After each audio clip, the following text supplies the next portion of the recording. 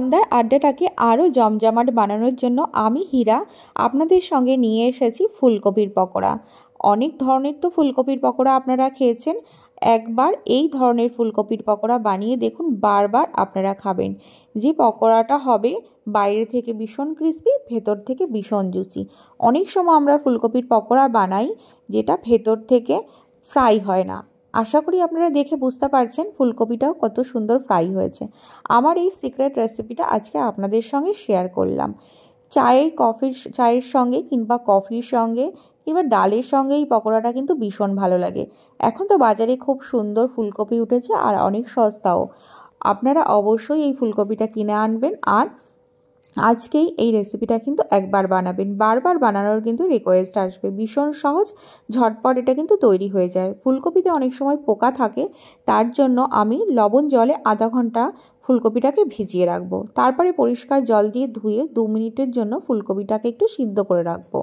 সিদ্ধ করে সঙ্গে সঙ্গে গরম জল থেকে কিন্তু আমি তুলে নেব, নইলে এটা বেশি সিদ্ধ হয়ে যাবে বা বেশি নরম হয়ে যাবে। পকোড়া বানানোর সময় কিন্তু এটা ভেঙে যেতে পারে।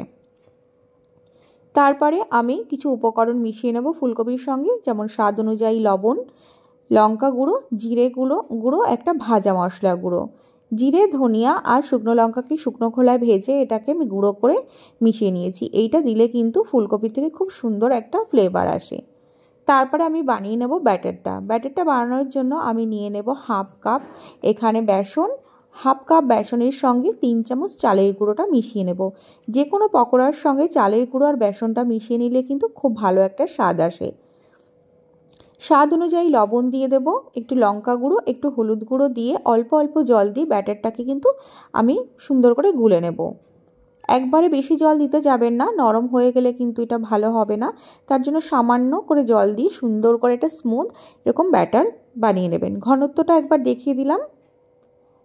বেসনের মধ্যে আমি ফুলকপিগুলোকে একটা একটা করে ডিপ করে গরম তেলের মধ্যে এটাকে ফ্রাই করে নেব। প্রথম অবস্থাতে কিন্তু লো ফ্লেমে আমি একটু কিছুক্ষণ ধরে ফ্রাই করব।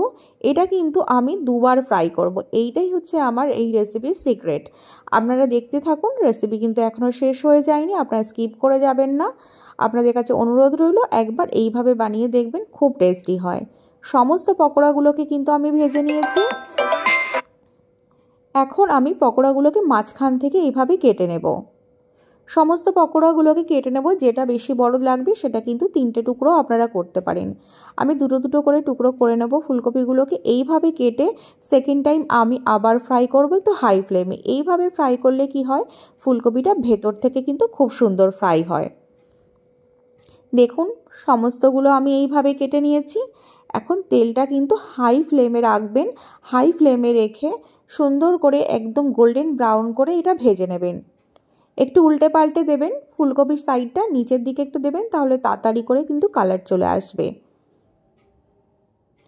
দুর্দান্ত কালার এসেছে আর দেখতেই পাচ্ছেন অনেক ক্রিস্পি হয়, কারণ আমি এটাতে চালের গুঁড়োটা ব্যবহার করেছি।